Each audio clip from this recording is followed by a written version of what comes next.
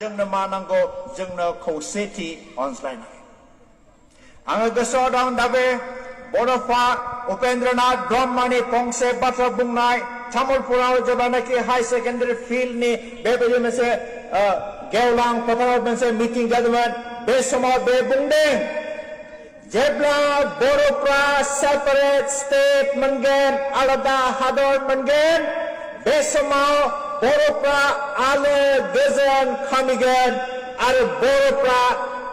गोजौ थाखोआव जोङो दावगालांगोन आरो बर' न'खर साफ्रोमबो थांनानै थानायनि राहा लामाखौ होगोन होननानै मोनगोन होननानै बे बुंनाय बाथ्राया दिनै बहा थांखो बे गिदिर आंनि गोसोआव अरायसम गाबखाङो बे सोंलुआ आंनाव फैयो दिनै जोंनि दैदेनगिरिफ्रा मा अबस्थाजों दैदेन जाखो सोरजोंबा बायजाबाय नामा सोरजोंबा खबजायाव जोबनानै दोनजोब्बाय नामा दा बेनिखायनो जोंनि एथ'बानाखि थै बोहैनाय बे बहा थांखो जोंनि भारत हादरनि इतिहासखौ जों नायब्ला नुनो हायो जोङो साखाथि फाखाथि गोबां हादरफ्रा आलादा हादर मोनदों अरुणाचल बे हादर मोनदों थै थोबसेबो बोहैयाखै मेघालया जि समावनाखि शिलंआ आसामनि राजधानीमोन कैपिटलमोन बे समाव आङो स्टुडेन्ट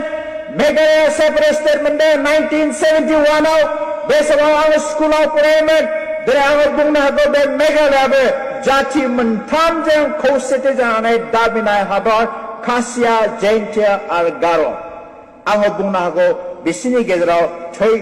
थोबथिं गासिबो बोहैयाखै बिसोर आलादा हादर मोनबाय दिनै जोंनि बर'फ्रा बेसेबांनाखि थै बोहैखो बेसेबांनाखि जोङो सैनांखो दिनै बिनि फिथाइखौ जोङो मा मोनखो बिनि फिथाइखौ जोङो दिनैसिम जेबायदि लाबालाब जोङो मोननांगौमोन जि फिथाइखौ जोङो मोननांगौमोन दिनै जोङो बेखौहाय मोननो हायाखै बेनिखायनो जोङो मिथिनो हागौ जे 1960 मायथाइ आरो 1930 मायथाइयाव जेब्लानाखि गुरुदेव कालीचरण ब्रह्मआ जायनाखि जोंनि बर'फोरनि ससियेल आरो धर्मनि रिफर्मेशन गुस्लायनायखौ लाबोनो हास्थायनाय बे मानसिया मा खालामदों साइमन कमिशननो मोनसे पलिटिकेल सेटआप पलिटिकेल दैदेनजानाय मोनसे नांगौ होननानै जेब्ला बे साइमन कमिशननि सिगाङाव बेखौ बे लाइजामखौ होदोंमोन दिनै बे लाइजामा मा नेवसि जादों बे ग्रहण खालामजायाखै आरो बेनिफ्राय जोङो बुंनो हायो जे 1994 आरो 75 मायथाइयाव जेब्लानाखि जोङो रमान स्क्रिप्टनि थाखाय आन्दोलन खालामदोंमोन आरो जेब्लानाखि खेलमाथि होननाय सनितपुर डिस्ट्रिक्टआव मोनसे आफाद जादोंमोन 15 एनुवेल कनफारेन्स बेवहाय सानथामनि हाबाफारियाव मार्चनि 15 तारिख 1974 मायथाइयाव जोङो सिद्धान्त लानानै रमान स्क्रिप्टनि आन्दोलन खालामदोंमोन नाथाय बिनि बिपरे जोङो मा मोनखो जोङो जेबो लाबालाब मोनाखिसै जि जिनिसनि थाखाय जोङो थै बोहैयाखैमोन जि जिनिसफोरनि थाखाय जोङो न'खरफ्रा सिलिंखार जायाखैमोन दिनै जोङो बेखौ नाजावबाय बे जोंनि थाखाय दुखुनि बाथ्रा दिनै जोङो बर' हिसाबै जोङो बेखौहाय साननानै नायनांगौ आरो बिनिफ्राय दहाय जोंहा मानगोनां सनाराम बागलारिया बेखौ होनलांबाय जे 1900 मायथाइनि जोङो 93 मायथाइयावहाय 17 डिसेम्बराव जोङो बड'लेण्ड एकर्ड जोङो साइन खालामनानै जोङो BSc खौ जोङो मोनबाय आंहा गिदिर प्रश्नआ बेनो जोंनि जोहोलाव सेंग्रा सिख्लाफ्रा बे BSc नि थाखाय थैदोंमोन नामा बे BSc नि थाखाय थैदोंमोन नामा नङा आंनि गोसोआ दासिमबो मानिया आं व्यक्तिगत हिसाबै मानिया जोङो थै बोहैदोंमोन आङो मोनसे उदाहरन होनो हास्थायो आं भुक्तभोगि आंनि न'खराव फिफा फिसाजा साब्रै नस्थ सिथार जाजोबदों बिसोरो बे बड'लेण्ड आन्दोलननि थाखाय आरो आंनि बिबथै बे बेबलन आन्दोलननि थाखायनो बियो रुंसारि जानांदों जिउ होदों बेनिखायनो दिनै आङो बुङो दाथि आङो बुङो दे बिएससि मोननायावबो आंहा सन्तुष्ट नङा मानि थाखाय जेब्लासिमहालागै जोङो सेपारेट बड'लेण्ड मोनागौ मानि आंनि जिउआव गोजोननाया अरायबो सफैनाय नङा जेरै जों आसखान्दा जोंनि बर'फोरनि हास्थायनाय हामलायनाया आसखान्दा आरो बिनिफ्राय नैथि एकर्ड जादों बे जाबाय 2003आवहाय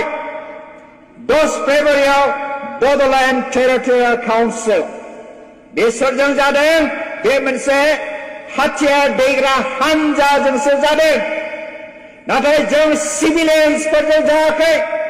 हाथियार दैग्रा हानजाजोंसो बे मोनसे बिटिसि एकर्डआ जादों बेबो आसखान्दा आरो थामथि एकर्डआ जाबाय बड'लेण्ड टेरिटरियेल काउन्सिल बे जाबाय 27 जानुवारि 2020आवहाय बे जानानै थांबाय दिनै जोंनि बर'फ्रा मानि थाखाय गावनि जिउखौ बावसोमामोन दिनै जोंनि बर' माहारिया माखौ हामलायनानै दिनै रुंसारि जानानै थाङामोन दिनै जोंनि बर' माहारिया मा गिदिर मोनसे सिमांखौ नुनानै जोङो दावगादोंमोन नाथाय जोंनि सिमांफोरा दिनै जाफुङाखिसै मोनसेबो जाफुङाखिसै मानि थाखाय आरो बिनिफ्राय फैलायबाय फैयै फैयै 2011आव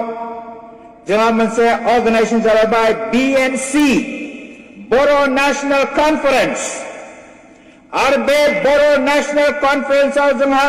29टा संगठन दंमोन आंनि मिन्थिनायाव आंनि नुनायाव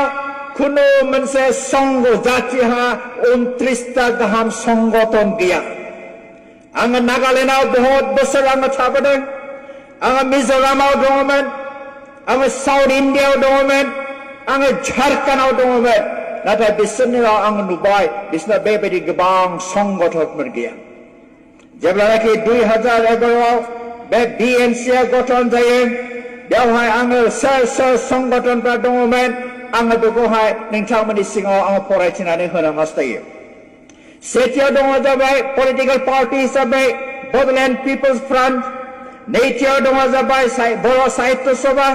थामथियाव दङ जाबाय अल बड' वुमेन वेलफेयार फेडारेसन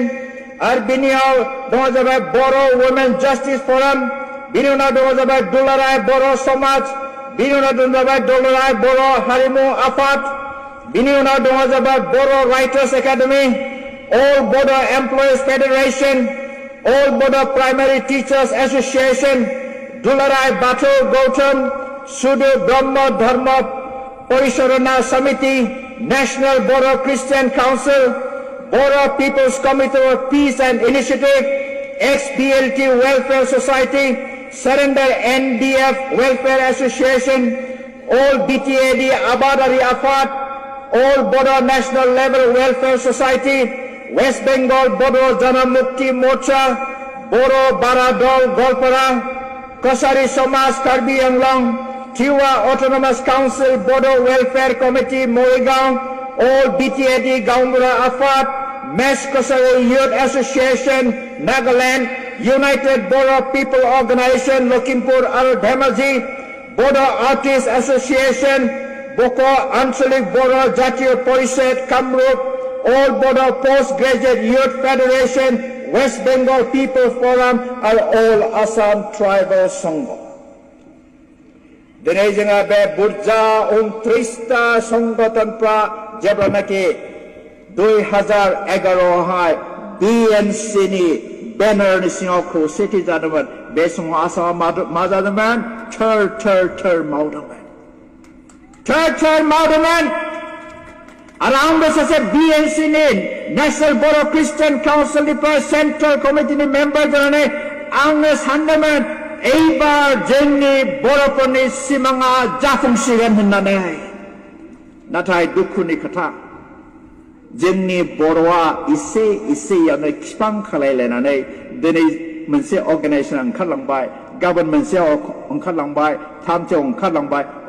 ओंखारै शून्य जाहैबाय बेनो नामा जोंनि बर' जातिनि आखला बेनि नामा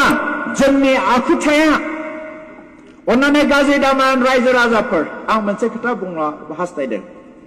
आङो ख्रिस्टियान जानायखाय आङो बेखौ बुंनो हास्थायदों बे जाबाय नोङो गावनि खाथिनि मानसिखौ गावखौ बायदि अन होनदों आङो आंनि बर' बिमा बिफा बिदा फंबायखौ जुदि आङो अननो रोङाब्ला बे मा जाति सिबिनाय जाखो आंनि बर' जातिया सिखावानो जाथों मार्डारानो जाथों दाखाइरानो जाथों अब्लाबो बे आंनि बर' होननानै जोङो बजबनानै लानो थाखाय जोंहा बोलो गैया आङो मिज'रामाव दंखाय आङो